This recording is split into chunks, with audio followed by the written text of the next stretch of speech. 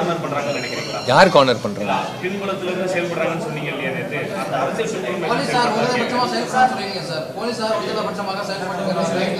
நான் அப்படி சொல்லவே இல்லையே.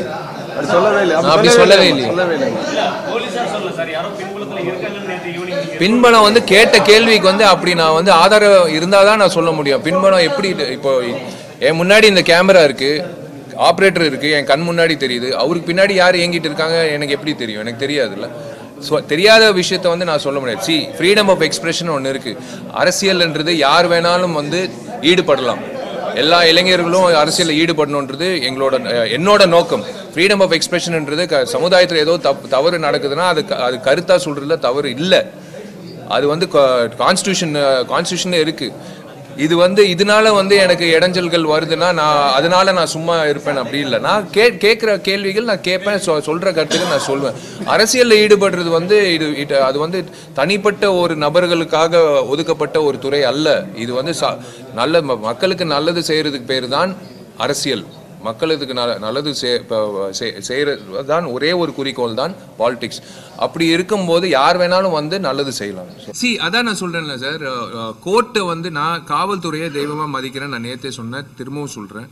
அதுக்கு மேலே நான் கோர்ட்டை வந்து நான் மதிக்கிறேன். ஏன்னா நாங்கள் வந்து ஒரு தவறு செஞ்சுருக்கோன்னா சொல்லக்கூடிய நபர்கள் அவங்க தான்.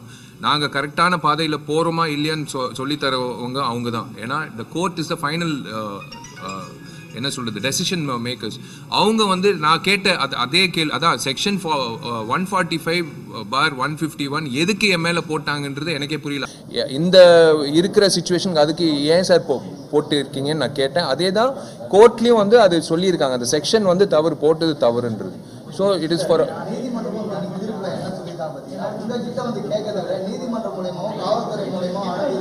ஒரே ஒரு நிமிஷம் சார்.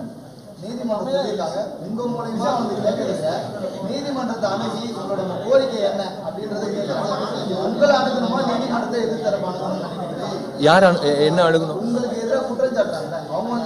இல்ல, இந்த அலுவலகம் வந்து திறந்து இருக்கு. எப்ப வேணாலும் மெம்பர்ஸ் வந்து கேட்கலாம். வரதுனால பிரச்சனை இல்ல, வரதுனால பிரச்சனையே கிடையாது. கூட வந்தப்ப வந்து எல்லா மீடியா இருந்தீங்க, கிட்டத்தட்ட 15 மினிட்ஸ் பதில் கேட்டாங்க. நல்லா சொல்லிக்கிட்டு தானே உங்களுக்கு, அதுல இஷ்யூவே கிடையாது. கேட்டா சொல்ல போறோம், வந்து எல்லாரும் மெம்பர் தான் உங்களுக்கு. பட் 1% பண்றது பிரச்சனை. ஆன்டி பைரசி வந்து அதோட வேலை. நான் திரும்பவும் சொல்றேன், எங்க 2 கைகளால் நாங்க முடிஞ்ச அளவுக்கு we have done our best, we are doing our best. யாருக்கும் சப்போஸ் நீங்க சைபர் கிரைம் சம்பந்தப்பட்ட விஷயங்கள் உங்களுக்கு தெரியும்னா உங்களுக்கு தெரியும் எவ்வளோ we have made inroads into it. இந்த விஷயத்தை முழுமையாக போக்கணும்னா அரசாங்கம் மட்டும்தான் முடியும். ஏன்னா ஒரு இல்லீகல் பான் சைட்ஸை வந்து எப்படி பேன் பண்ணுறாங்களோ அதே மாதிரி ஒரு வெப்சைட்ஸை வந்து ஒரே நேரத்தில் எல்லா வெப்சைட்டையும் வந்து பேன் பண்ணலாம். எனக்கு அதான் ஆச்சரியமாக இருந்தது. இப்போ நீங்கள் இந்தியாவில் பார்த்தீங்கன்னா லாஸ்ட் சில நாட்கள் முன்னாடி வந்து 850 பான் சைட்டை வந்து பேன் பண்ணியிருந்தாங்க.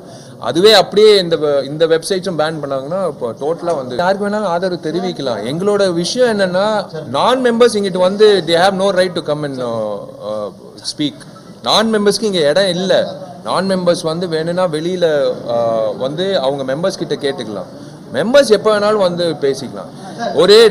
ஒரு லெட்டரில் வந்து இப்போ ப்ரொடியூசர் மெம்பர் அப்படின்னு போட்டு ஜே.கே. ரிதீஷ் கொடுத்துருக்காரு. அது தவறு. ஏன்னா அவர் மெம்பரே கிடையாது, அது எல்லாருக்கும் தெரியும். இன்னொருத்தர் வந்து அதனால தான் நாங்கள் வந்து போலீஸ் ஸ்டேஷனில் கம்ப்ளைண்ட் கொடுத்துருக்கோம். இப்போ வரைக்கும் நடவடிக்கை எடுக்கப்படல. நாங்கள் எதிர்பார்த்துட்டு இருக்கோம் அந்த நடவடிக்கை எடுக்கப்படும். அந்த குறிப்பிட்ட நான் மெம்பர்ஸ் வந்து அந்த செயலில் ஈடுபட்டவங்க எல்லாருக்கும் ஃப்ரீடம் ஆஃப் எக்ஸ்பிரஷன் இருக்குன்னு நான் சொல்கிறேன்ல. இட் இஸ் அதான் நான் சொல்கிறேன். நீங்கள் வந்து நான் இந்த தயாரிப்பாளர் சங்கம் சார்பாக ஒரு பிரசிடெண்ட்டாக நான் வந்து எல்லாரையும் வந்து எல்லா வகையிலையும் கரெக்டாக அவங்க நினச்சபடி செய்யணுன்றது தான் எங்களோட நோக்கம். செஞ்சுட்டு இருக்கோம். சில நேரத்தில் மிஸ் ஆகும். எதனால மிஸ் ஆகுறதுன்றது நாங்களும் அவங்களுக்கு விளக்கம் சொல்லுவோம். எப்பா நாச சார் கோச்சு பேர்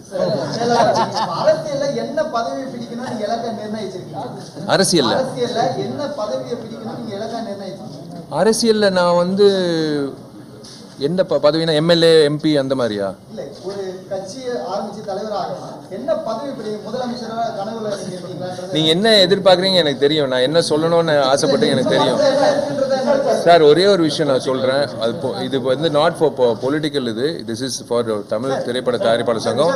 எனக்கு வந்து நான் முதல்ல உங்களுக்கு நான் நன்றி தெரிவிச்சுக்கிறேன் பத்திரிகை நண்பர்கள். ஏன்னா நீங்க அந்த பதிவு பண்ண விஷயம் கண்டிப்பா டிவின்றது எல்லாரும் பார்க்கக்கூடிய விஷயம். சில நேரத்தில் டிவி பார்க்கும் போது தான் உண்மையை தெரிய வரும். இந்த நேற்று நடந்த அந்த சம்பவம் வந்து நீங்க உங்க பார்வையில கொண்டு போய் சேர்த்ததுனால தான் எங்களுக்கு வந்து இன்னைக்கு நியாயம் கிடைச்சிருக்கு. வழக்கறிஞர் என் நண்பர் கிருஷ்ணாக்கு வந்து நன்றின்னு ஒரே வார்த்தையில் சொல்லி நான் முடிக்க முடியாது. நான் ரொம்ப கடமைப்பட்டிருக்கேன் கிருஷ்ணாக்கு. என்னோட தயாரிப்பாளர் சங்கம் உறுப்பினர்களுக்கும் எல்லா ஆஃபீஸ் பேரர்ஸ்க்கும் எல்லோருக்கும் right from everyone who worked on this, right from mister Prem advocate, முக்கியமாக என் நண்பர் கிருஷ்ணாக்கு நான் நன்றி தெரிவிச்சுக்கிறேன். பிகாஸ் அகெயின் கோர்ட்டு தீர்ப்பு சொன்னால் எல்லாரும் அதுக்கேற்ற மாதிரி நடந்துக்கணும். ஸோ கோர்ட்டு தீர்ப்பு கொடுத்தாச்சு, அதுக்கேற்ற மாதிரி எல்லாரும் நடந்துப்பாங்க. திரும்பவும் வந்தா எந்தவித பிரச்சனையும் இல்லாம அவங்க வந்து மீண்டும் தயாரிப்பாளர் சங்கம் ஒரே நோக்கில் அணுகும். இல்லை அவங்க இப்போ யாரெல்லாம் இதில் ஈடுபட்டிருக்காங்களோ கண்டிப்பாக வந்து இப்போ செயற்குழு கூடும்போது டெஃபினட்டாக ஆல்ரெடி நேற்று மீட்டிங் நடந்தது, நடவடிக்கை எடுக்கப்படும். இது சாதாரணமாக விட முடியும். இப்போ நானே வந்து அதில் ஈடுபட்டு இருந்தேன்னா தலைவர் பண்ணாரு அது விட்டுடலாம், அப்படி இல்லை. எனக்கும் நடவடிக்கை எடுக்கப்படும். அது பைலாலே இருக்குது. அந்த பைலா பிரிவு படி கண்டிப்பாக நடவடிக்கை எடுக்கப்படும்.